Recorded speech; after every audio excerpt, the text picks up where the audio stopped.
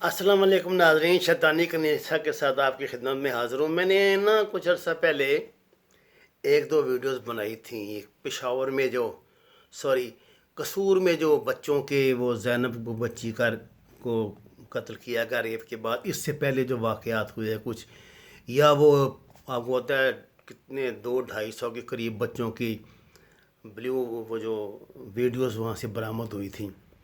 میں نے ان دنوں میں یہ بات کہی تھی کہ یہ بلیک ویڈیو جو پاکستان میں بچوں کی بن رہی ہیں، یہ جو آپ اپنی فیس بک کھولتے ہیں تو دیکھتے ایک بندہ وحشیانہ انداز میں کسی بچے کو پیٹ رہا ہوتا ہے اور لکھا ہوتا ہے اسے پہچانیں، اس کو پہچان کے اس کی رپورٹ کریں۔ وہ اصل میں نے بتایا تھا کہ وہ ایک طریقے واردات ہے، کس طرح آپ کو چسکا لگاتے ہیں وہ یہ اس طرح کی متشدد ویڈیوز دیکھنے کا، اور جس کے بعد وہ پھر انسان کو عادی بنا دیتے ہیں اس طرح۔ اب میرا یہ دعویٰ تھا شروع سے ہی، اور میں آج تک اس پہ الحمدللہ قائم ہوں، کہ دنیا میں جتنے بھی اس نوعیت کے گھنونے جرائم ہوتے ہیں ان کے پیچھے یہی شیطانی کنیسہ، یہ سینیگوگ آف سیٹن جو ہے وہ کام کرتا ہے۔ میں آپ کو کل بتا رہا تھا کہ کس طرح نشہ آور ادویات امریکہ میں امپورٹ کی گئیں۔ ان لوگوں نے پورے امریکی بیوروکریسی کو ایسے اپنی جکڑ میں لے رکھا ہے کہ آدمی سوچ نہیں سکتا۔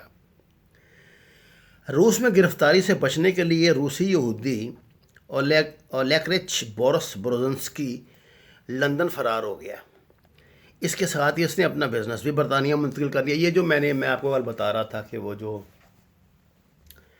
امریکہ میں امپورٹ ہو رہی تھی اتنی خطرناک جو منشیات ہیں، وہ یہ لوگ کر رہے تھے۔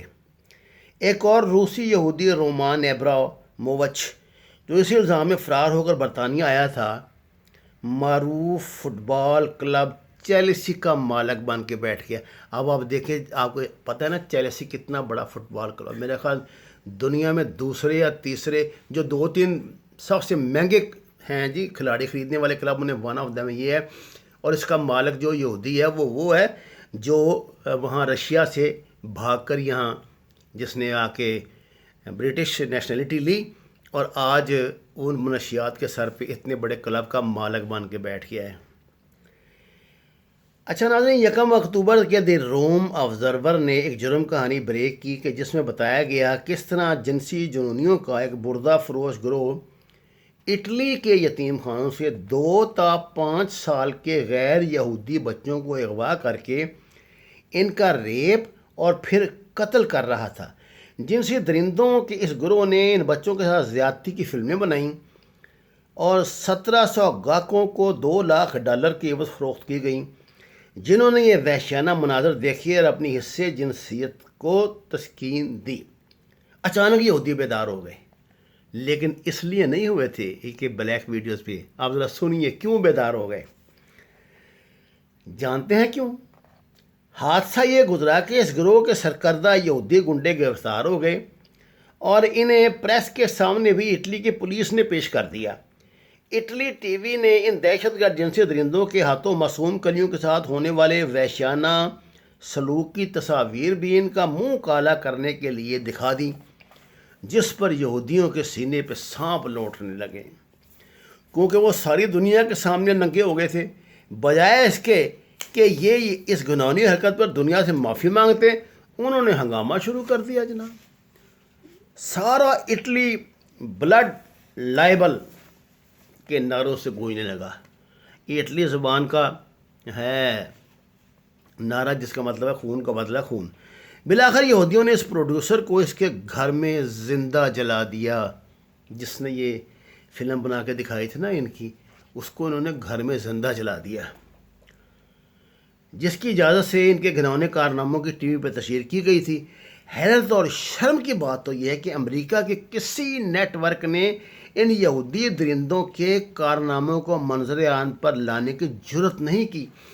بدقسمتی کی بات یہ ہے کہ یہودیوں کی نام نہاد تالمود اس نوعیت کے جنسی جرائم کی حوصلہ افزائی کرتی اور اس کا جواز مہیا کرتی۔ آپ جانتے ہیں نا تالمود کو انہوں نے اس طرح کا خفیہ ہی رکھا ہوا ہے، اس کا اپنے حساب سے ترجمہ کرتے ہیں اور عام بندے تک اس کی رسائی بھی ممکن نہیں ہے۔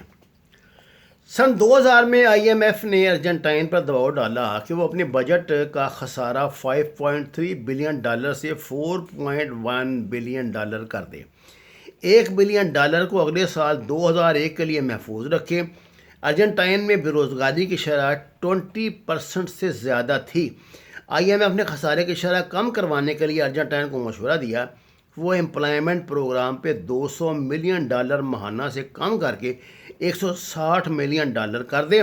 اس کے ساتھ ہی حکومت کو مجبور کیا گیا کہ ملازمین کی تنخواہوں میں 12 تا 15% کٹوتی شروع کر دے اور پینشن سے 13% کٹوتی شروع کر دے۔ جب میں آپ کو یہ اس کا آئی ایم ایف کا، ورلڈ بینک کا، یہ سب کے مالک تو یہی ہیں، بتاؤں گا نا کہ مختلف ملکوں میں کیا کر رہے ہیں، تو آپ بالکل وہ دیکھیں وہی کچھ یہ پاکستان میں کر رہے ہیں۔ آپ یہ بیچارے ہمارے وزیروں کے بیان، ہمارا وزیر اعظم کی نیک خواہشات کچھ معنی نہیں رکھتی ان کے آگے۔ آئی ایم ایف کی ان انقلابی معاشی پالیسیوں نے یہ حال کر دیا کہ دسمبر 2001 میں ارجنٹائن کا سفید پوش طبقہ کوڑا کرکٹ سے کھانا کھانے پر مجبور ہو گیا۔ لوگ گلیوں بازاروں میں کھانے کی بھیک مانگنے لگے۔ اس کے ساتھ ہی بیونس آئرس میں ہنگامے شروع ہو گئے۔ جنوری 2001 میں ارجنٹائن حکومت پیسے کی قدر کم کرنے پر مجبور ہو گئی۔ لوگوں کے اکاؤنٹس میں جمع رقم پڑی کم ہونے لگی، لیکن ملک میں بہرحال کچھ امن ہو گیا۔ اس مرحلے پر ورلڈ بینک کے یہودی صدر جیمز وولفن شون نے کہا قریباً ہر اہم چیز پرائیویٹ ہو چکی ہے اور ہمارے ہاں ہونے جا رہی ہے۔ آپ کو پتہ ہے جو پرائیویٹیشن کے ابھی ڈائریکٹر تھے انہوں نے استعفیٰ دے دیا۔ کیوں دے دیا؟ ظاہر ہے اس پہ کچھ دباؤ تھا کہ اس بندے کا ضمیر نہیں مانا ہوگا نا کہ اتنی کم قیمت پہ کرنے پہ، پرائیویٹیشن چیزوں کو بیچنے پہ یا کچھ، اس نے استعفیٰ دے دیا۔ اور ایک مجھے بات ہے کہ یہ خان صاحب کو، ہمارے وزیر اعظم صاحب کو، ان کی یہ بات تو سمجھ آ گئی ہے کہ یہ جو شیطانی کنیسہ ہے نا، یہ وائٹ کالر کا خاتمہ کرتا ہے۔ یہ دنیا میں دو ہی طرح کے لوگوں کو برداشت کر دیا، تو بہت امیر یا بہت غریب۔ درمیان والا جو میرے آپ جیسا طبقہ ہے وہ تو ان کی برداشت سے باہر ہے نا، کیونکہ وہی ان کے لیے سارے مسائل پیدا کرتا ہے۔ اب آپ دیکھ لیں کہ انہوں نے، ان کو تو ارجنٹائن کے تو سفید پوشوں کو بھیک منگوا دی تھی نا، تو خان صاحب نے ایک مہربانی کی ہے کہ بھیک مانگنے سے پہلے ہی یہ کھانے پینے کے مراکز کھولنے شروع کر دیے، یہ توام گئیں کہ آپ جناب یہاں کھانا کھا لیا کریں، آپ بھیک نہ مانگیں اور رات کو منجی بسترا بھی لے لیا کریں۔ سارا ارجنٹائن یہودی بینکوں کے خلاف سراپا احتجاج ہو گیا۔ اس احتجاج کا خاتمہ کس طرح ممکن ہوا، اس کی صرف ایک مثال سن لیجیے۔ ایک 37 سالہ 5 بچوں کے باپ بس ڈرائیور کو، جسے اس کی کمپنی نے 9 ماہ کی تنخواہ دے کر نوکری سے فارغ کر دیا تھا، مظاہروں کے درمیان ملٹری پولیس نے سر میں گولی مار کر ہلاک کر دیا تاکہ اس کے دوسرے ساتھی عبرت حاصل کر سکیں۔ اور یہ سر میں گولی مار کے تو ہنگامہ ختم ہو گیا، لوگوں کو اپنی جان بچانے کی پڑ گئی۔ اچھا، یہ تنزانیہ میں 13 لاکھ افراد ایڈز سے مر گئے۔ اب میں آپ کو بتاتا ہوں یہ کرونا کے کیا فراڈ ہوتے ہیں۔ تنزانیہ میں 13 لاکھ افراد ایڈز سے مر گئے۔ ورلڈ بینک اور آئی ایم ایف نے تنزانیہ کی حکومت کو حکم دیا کہ اسپتالوں میں مریضوں کے مفت معائنے کی سہولت واپس لے کر ان سے ڈاکٹروں کی مشورہ فیس وصول کی جائے۔ سمجھ آ گئی آپ کو پاکستان میں یہ پرائیویٹائزیشن ہسپتالوں کی کیوں شروع ہوئی ہے؟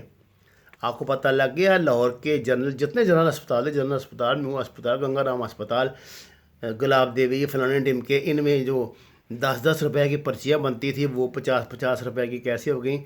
آپ کو پتہ لگ گیا پہلے ایکس رے مفت ہوتے تھے، اب ان کے تھوڑے سے پیسے منیمل چارجز غریب آدمی کی موت ہوتی ہے نا، کیوں لیتے ہیں؟ پہلے ٹیسٹ مفت ہوتے تھے، آپ کیوں پیسے لیتے ہیں؟ آپ یہ مثالیں وہ دنیا میں یہ ان کی حکمت عملی ہے بھائی، اسی حکمت عملی پہ وہ عمل کرتے ہیں۔ پاکستان میں وہ یہ کچھ کر رہے ہیں۔ اچھا جی، جب اس کے ساتھ ہی اگلا نادر شاہی حکم صادر ہوا کہ فری تعلیم ختم کر کے سرکاری اسکولوں میں طالب علموں سے فیس وصول کی جائے، جس کے نتیجے میں اسکولوں میں بچوں کی حاضری 66% کم ہو گئی۔ اچھا، آپ نے دیکھا کہ ہمارے یہاں نا طریقے واردات بدلتا ہے ذرا۔ ادھر ہی کیونکہ پتہ تھا نا ریئیکشن تو ہونا ہے، انہوں نے ارجنٹائن کے تجربے سے اور ممالک کے تجربے سے سیکھا ہے، تو یہ رستہ بھی یہی بتا دیتے ہیں کہ اگر ہو تو ٹھیک ہے ہیلتھ کارڈ بنا کے دے دو غریبوں کو، تھوڑوں سو کو یہ دے دو وہ کر دو، اور جناب ساتھ تاکہ اس کا جواب بھی پیدا کر دو، دیکھو جی ہم تو اسلامی طریقہ کر رہے ہیں جی، یہ کر رہے ہیں وہ کر رہے ہیں۔ یہ تجربے انہوں نے اس مرتبہ پاکستان سے شروع کیے ہیں، یعنی تھوڑی حکمت اپنی بدلی ہے ان ڈاکوؤں نے۔ اچھا جی، آئی ایم ایف اور ورلڈ بینک کی طرف سے تنزانیہ کی اکانومی کی ٹھیکیداری سنبھالنے کے بعد جس کا آغاز 1985 میں ہوا، ان یہودی سود خوروں کی وجہ سے تنزانیہ کی فی کس آمدنی $309 سالانہ سے $210 سالانہ ہو گئی۔ خواندگی کی شرح شرمناک حد تک گر گئی۔ غربت کی سطح سے نیچے زندگی بسر کرنے والوں کی تعداد کل آبادی کا 51%، 51% ہو گئی۔ جب آئی ایم ایف اور ورلڈ بینک نے تنزانیہ کا چارج سنبھالا تو یہ ایک کمیونسٹ ملک تھا۔ 2000 میں ورلڈ بینک نے اس پر ایک تفصیلی رپورٹ جاری کی جس میں لکھا تھا، اب دیکھیں نا یہ مارے پر 100 درے، سوشلزم کا المیہ یہ ہے کہ لوگ اپنی معاشی اور معاشرتی ضروریات کے لیے حکومت کی طرف منہ اٹھا کے دیکھنے لگتے ہیں۔ سبحان اللہ۔ تب اسلام کیا ہے جی؟ اسلام یہ جو مدینہ کی ریاست ہے مسلمانوں کو کھانے کی صحت کی نوکری کی گارنٹی دیتی ہے۔ اب دیکھو یہاں یہ کیا طریقے واردات اپناتے ہیں۔ اچھا جی، ورلڈ بینک کے بولیویا میں قدم رنجہ، اب یہ بولیویا کا آپ کو بتا رہا ہوں ماڈل، ذرا منتخب کرتے جائیں ان کو پاکستان پہ۔ ورلڈ بینک کے بولیویا میں قدم رنجہ فرماتے ہی پانی کی قیمتیں آسمان کو چھونے لگی۔ ان کا یہ تو ہے نا، اب آپ دیکھیں نا لاہور میں آج سے 15-20 سال پہلے، 15-16 سال پہلے تک یار سارے لوگ یہ نلکوں کا ہی پانی پیتے تھے، سارے پاکستان میں پیتے تھے۔ ہماری نہری زمینیں ہیں، نہر دریائی سسٹم تھا، پہلے تو انڈیا نے وہ بیڑا گرک کیا، ہمارا پانی چرانے کو شروع کر دیا، بند کرنا شروع کر دیا، پھر انہوں نے وہ بوتلیں انٹروڈیوس کر دی۔ پہلے میرے خیال 2-3 روپے کی ہوتی تھی، آج وہ 100, 150 روپے کی پانی کی بوتل بک رہی ہے۔ ورلڈ بینک نے اس کا جواز پیش کرتے ہوئے کہا کہ پانی کی لائنوں اور نظام سپلائی کی بحالی کے لیے قیمتوں میں اضافہ ناگزیر ہو گیا تھا۔ یہ سراسر بکواس تھی، لیکن اس بکواس کا جواز ورلڈ بینک کے پاس موجود تھا۔ برطانیہ میں جب ویسیکس واٹر کمپنی نے یہودی معیشت کا پہلا شاہکار بنتے ہوئے پانی کے نظام کو پرائیویٹائز کیا تو یہاں پانی کی قیمتوں میں 1,00,000 اضافہ ہو گیا تھا۔ یہی جواز بولیویا میں پیش کر دیا گیا، پانی کا معیار گر گیا، قیمت بڑھ گئی۔ درا حال یہ کہ برطانیہ میں تمام واٹر سپلائی کمپنیاں حکومت کے معیار کو نہیں چھو سکیں۔ انہوں نے پانی کے دام تو بڑھا دیا مگر ابھی تک وہ پانی کی لیکج بھی روکنے میں کامیاب نہیں ہوئی۔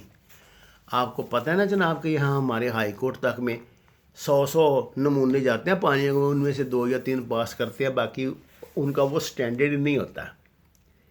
اب یہ کہہ رہے ہیں کہ جی ہم میٹر لگائیں گے گھروں میں، یہ واسا والے لاہور میں یہ کہہ رہے ہیں جی میٹر لگائیں گے جی پانیوں کے، یہ بات یہ ہے جی کوئی نئی بات تو یہ کر نہیں رہے۔ ان کے پاس تو یہ شیطانی کنیسہ کے پاس نا جو پرانے داؤں ہیں نا وہ کھیل رہے ہیں، بس یہ ہے کہ یہاں ذرا انگریزی میں کھیل رہے ہیں، پیچھے ان کی زبانوں میں کھیل رہے ہوں گے کچھ، لیکن کوئی ایسا کام نہیں وہ نیا کر رہے جو پہلے کر نہیں چکے۔ اب جب ہم مصر تک آؤں گا تو پھر آپ کو پتہ لگے گا پاکستان میں ہمارے ساتھ ہو کیا رہا ہے۔ 20 جنوری 2001 کو عہدہ صدارت چھوڑنے سے بمشکل 1 گھنٹہ پہلے صدر بل کلنٹن نے بیلجیم کے ایک یہودی مارس ریچ کو شاندار معافی سے نوازا۔ یہ متنازع معافی شاید بل کلنٹن کی زندگی کا سب سے زیادہ متنازع فیصلہ تھا۔ مارس ریچ پر نیو یارک کے میئر روڈی جولیانا اور یونائٹڈ اسٹیٹس اٹارنی کی طرف سے کئی بلین ڈالر کی ہیرا پھیری اور ایران کو اسلحہ سپلائی کرنے کا الزام لگایا گیا تھا۔ یاد رکھیے یہ جو روڈی جولیانا تھا یہ خود بھی حالانکہ جیو تھا، وہ جان بچانے کے لیے سوئٹزرلینڈ بھاگ گیا اور کئی سال سے ایف بی آئی کی موسٹ وانٹڈ لسٹ میں شامل تھا۔ مزے کی بات یہ ہے کہ A D L anti defamation league نے national director Abraham Foxman نے برملا اعتراف کیا کہ مارس ریج نے انہیں $2,50,000 چندہ گزشتہ 16 سالوں میں دیا ہے، جبکہ بل کلنٹن کی صدارتی مہم میں $1,00,000 عطیہ اس کی طرف سے موصول ہوا۔ فاکس مین نے اعتراف کیا کہ اس نے ریچ کی بیوی ڈینس کو ڈیموکریٹک پارٹی پر اثر انداز ہونے کے لیے اپنے مقصد کی خاطر خوب استعمال کیا۔ ڈینس کا شمار بل کلنٹن کے قریبی حلقوں میں ہوتا تھا۔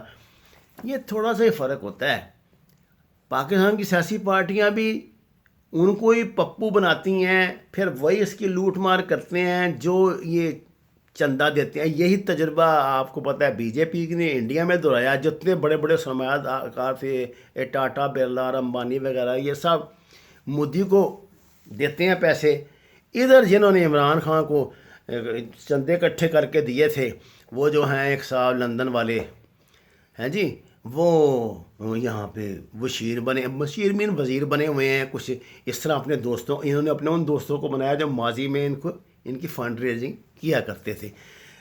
آپ کو کوئی بات مختلف نظر نہیں آئے گی، یہ سارا شیطانی دجالی ایجنڈا ہے جو میں آپ کو بتا رہا ہوں، کچھ کر رہا ہوں۔ میں نے آپ سے کہا تھا کہ جو بات میں کروں گا وہ آپ کو انشاءاللہ کسی نے بتائی نہیں ہوگی، اس لیے کہ یہ تمہارا سبجیکٹ نہیں نا۔ ہمارا تو سبجیکٹ ہے جہاد، غزوہ ہند، خلافت، یہ مجاہدین، فلانا ٹمکا۔ آپ نے لال مسجد کو یہ کیوں کہہ دیا، آپ نے فلانے کو یہ کیوں کہہ دیا، آپ اسلام کے خلاف کو یہ تو ان کی ہماری جان تو یہ مولوی نے میں آپ کو ثابت کروں گا جو اس طرح کا اسلام پیش کرتے ہیں وہ ان کے تنخواہ دار ملازم ہیں۔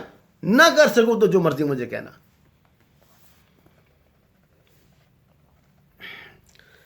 10 ستمبر 2001 کو واشنگٹن پوسٹ نے روون اسکاربورگ کی story بعنوان US troops worried enforce peace under army study شائع کی۔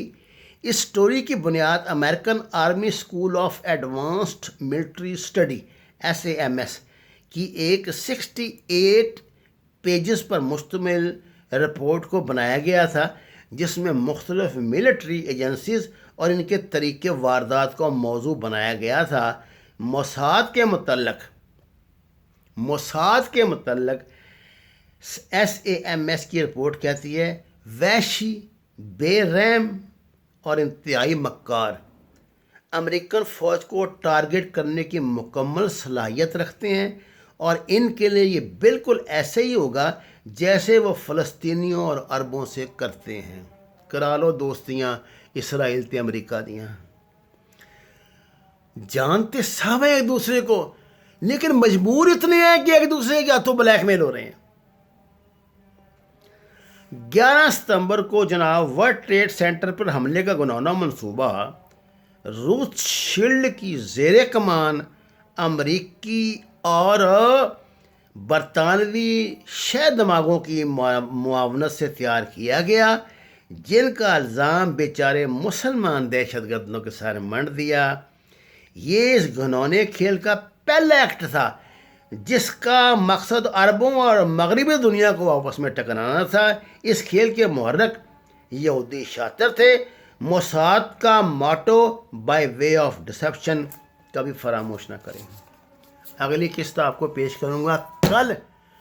ذرا اپنے دماغ کی کھڑکیاں کھولو میرے پاکستانی بھائیوں، میرے بچوں، میرے بزرگوں، خدا کے لیے اپنے دماغ کی کھڑکیاں کھولو۔